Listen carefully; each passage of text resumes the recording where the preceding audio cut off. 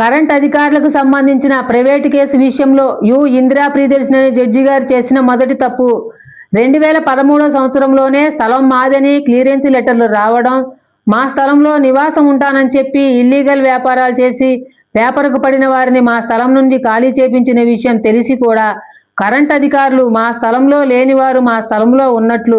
ఆన్లైన్లో దొంగ కరెంటు బిల్లులు కట్టించుకోవడం జరిగింది. ఈ రకంగా ఆన్లైన్లో దొంగ కరెంటు బిల్లులు కట్టించుకున్న విషయాన్ని ఉన్నత కరెంటు అధికారుల ద్వారా తెలియపరిచిన ప్రయోజనం లేకపోవడంతో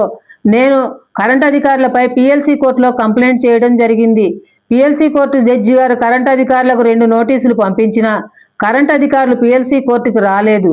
వెంటనే నేను చీఫ్ జస్టిస్ గారికి అర్జీ పెట్టి కరెంట్ అధికారులపై ప్రైవేటు కేసు కట్టమని, సివిల్ మ్యాటర్ క్లియర్గా ఉన్న ఈ రకంగా దొంగ కరెంటు బిల్లులు కట్టించుకుంటున్నారని అర్జీ పెట్టడంతో చీఫ్ జస్టిస్ గారు సివిల్ మ్యాటర్ క్లియర్గా ఉన్న ఆధారాలు పరిశీలించి AP state legal service authority వారికి, అక్కడ నుండి జిల్లా జడ్జి గారికి, అక్కడ నుండి విజయవాడ ఎమ్మెల్సీ కోర్టు జడ్జి గారికి పంపడం జరిగింది. విజయవాడ ఎమ్మెల్సీ కోర్టు జడ్జి గారు అప్పుడు 4th SM కోర్టులో ఉన్న ఇందిరా ప్రియదర్శిని జడ్జి గారికి పంపించి ఈ రకంగా కరెంట్ అధికారులపై ప్రైవేటు కేసు కట్టమని చెప్పడం జరిగింది.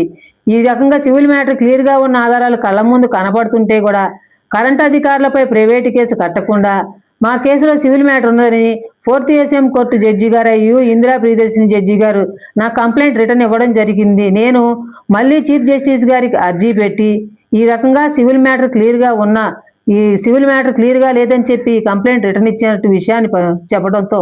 చీఫ్ జస్టిస్ గారు మళ్ళీ AP state legal service authority వారికి, జిల్లా జడ్జి గారికి, ఎమ్మెల్సీ కోర్టు జడ్జి గారికి ఫార్వర్డ్ చేయడం జరిగింది. ఈసారి సివిల్ మ్యాటర్ క్లియర్గా ఉన్న విషయం ఇంతమంది జడ్జి గారు పరిశీలించి మీకు పంపితే కూడా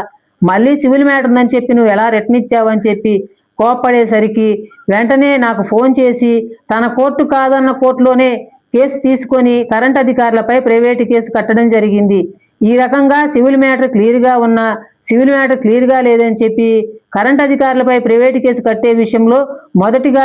ఇందిరా ప్రియదర్శిని జడ్జి గారు తప్పు చేయడం జరిగింది.